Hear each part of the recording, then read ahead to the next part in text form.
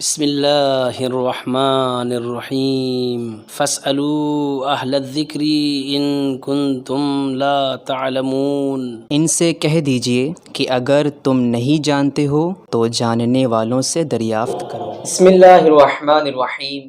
Respected viewers and محترم ناظرین کرام، السلام علیکم ورحمۃ اللہ وبرکاتہ۔ ہم ایک مرتبہ پھر شرعی مسائل کے 5ویں ایپیسوڈ کے ساتھ آپ کے خدمت میں حاضر ہیں، اور الحمدللہ آپ کے سوالات سے معلوم ہو رہا ہے کہ آپ کو یہ پروگرام کافی پسند آ رہا ہے، اور الحمدللہ جو آپ سوال کرتے ہیں اس کا فائدہ یہ ہے کہ اس سے علم میں اضافہ بھی ہوتا ہے اور سوال کرنے والے کے لیے صدقہ جاریہ بھی ہے۔ اگر کوئی شخص اس سے فائدہ اٹھاتا ہے تو سوال کرنے والے کو اس کا ثواب ملتا رہے گا۔ اگر آپ کے ذہن میں بھی کوئی شرعی سوال موجود ہے تو آپ اسکرین پر دیے گئے نمبر کے ذریعے سے واٹس ایپ پر میسج کر سکتے ہیں، اور خود کمنٹ باکس میں بھی اپنا سوال ہم تک بھیج سکتے ہیں۔ آپ کے سوالات کا جوابات علماء کرام کے زبانی ہم آپ کی خدمت میں پیش کر دیں گے۔ آج کے ہمارے ایپیسوڈ میں ہمارے مہمان خصوصی استاد محترم علی جناب مولانا سید تنویر عباس رضوی صاحب قبلہ موجود ہیں۔ آئیے ہم اپنے سوالات آگاہ کی خدمت میں پیش کرتے ہیں اور ان کے جوابات جانتے ہیں۔ السلام علیکم ورحمۃ اللہ وبرکاتہ۔ وعلیکم السلام ورحمۃ اللہ وبرکاتہ۔ امید کرتے ہیں کہ آپ بخیر و عافیت سے ہوں گے۔ الحمدللہ شکر پروردگار کا، اور آپ بھی بفضل خدا خیر و عافیت سے ہوں گے اللہ کا شکر ہے۔ تو آغاز سوالات شروع کریں۔ جی جی بالکل۔ ہمارا پہلا سوال ہے، السلام علیکم ورحمۃ اللہ وبرکاتہ۔ وعلیکم السلام ورحمۃ اللہ وبرکاتہ۔ میں بھیونڈی سے ہوں، میرا سوال یہ ہے کہ کیا ایسی ٹی شرٹ کا پہننا جائز ہے جس پر معصومین علیہ السلام کا نام لکھا ہو؟ اعوذ باللہ من الشیطان الرجیم، بسم اللہ الرحمن الرحیم، وبہ نستعین وہو خیر معین، رب یسر ولا تعسر وتمم علینا بالخیر یا کریم، اما بعد۔ دیکھیے، یہ سوال معاشرے کے بہت ہی مطابق ہے جی کہ معاشرے میں عام طور سے دیکھا جاتا ہے، ہمارے جوانوں کے ہاں جو ذوق اور شوق جی ایسے ٹی شرٹ پہننے کی طرف مائل ہے ان کا شوق، تو لہٰذا اس مسئلے کا دریافت کرنا بھی بہت ضروری تھا اور لوگوں کو معلوم ہونا چاہیے۔ بے شک۔ دیکھیں، اگر کسی معصومین میں سے کسی معصوم کا نام، بالخصوص حسین مظلوم علیہ السلام کا نام اگر ٹی شرٹ پر لکھا ہے، یا کسی بھی معصوم کا 14 معصومین میں سے، تو یہ مسئلہ بالکل واضح ہو جانا چاہیے جی کہ ائمہ اللہ اور ائمہ طاہرین کا نام بغیر وضو کے مس کرنا چھونا حرام ہے۔ جی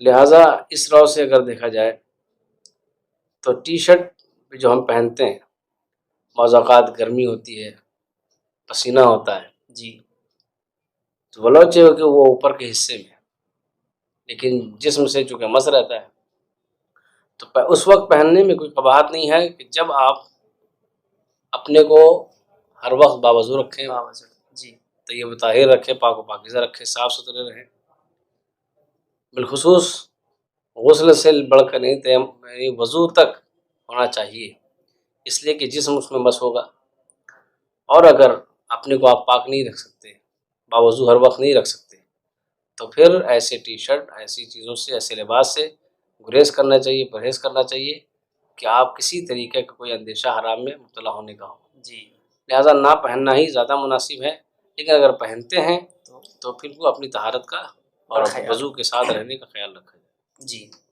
الحمدللہ۔ ہمارا دوسرا سوال، السلام علیکم ورحمۃ اللہ۔ وعلیکم السلام ورحمۃ اللہ۔ میں بھیونڈی سے ہوں، الحمدللہ آپ حضرات نے بہت اچھا پروگرام شروع کیا ہے، شکریہ آپ کا بہت بہت۔ میں نے آپ کے تمام ایپیسوڈ دیکھے ہیں، ماشاءاللہ بہت بہترین ہے۔ اللہ آپ تمام حضرات کو جزائے خیر عنایت فرمائے، آپ کو بھی عنایت فرمائے۔ میرا سوال یہ ہے کہ کیا مذاق میں جھوٹ بولنے کا کیا حکم ہے؟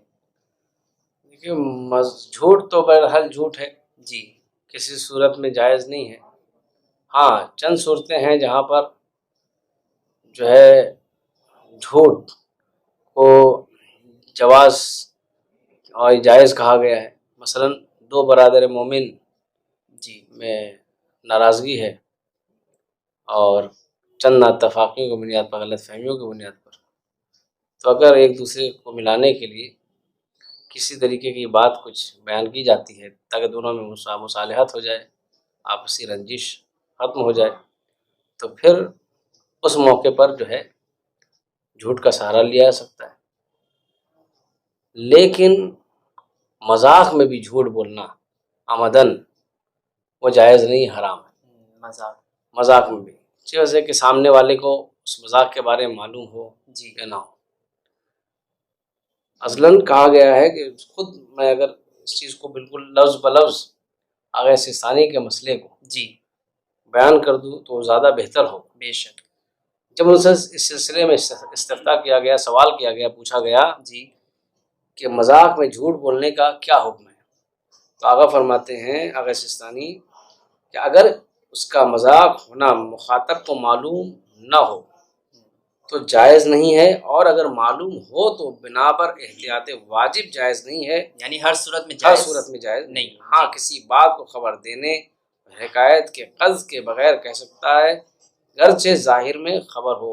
جی यानी वही इससे पहले किसी सूरत में जायज़ नहीं है। बस ये कि जो हमने पहले भी जवाज़ किया कि جی जब मोमिन को आपस में मुसालहत मकसद हो جی तो फिर वहाँ पर इस चीज़ की इजाज़त दी गई, वरना मजाक में भी झूठ مذاق میں بھی جھوٹ بولنا किसी حرام۔ तरीके سے झूठ کی इजाज़त नहीं की, حرام ہے جی۔ झूठ بولنا جائز نہیں۔ شکریہ آگا۔ اگلا سوال، السلام علیکم ورحمۃ اللہ وبرکاتہ۔ وعلیکم السلام ورحمۃ اللہ وبرکاتہ۔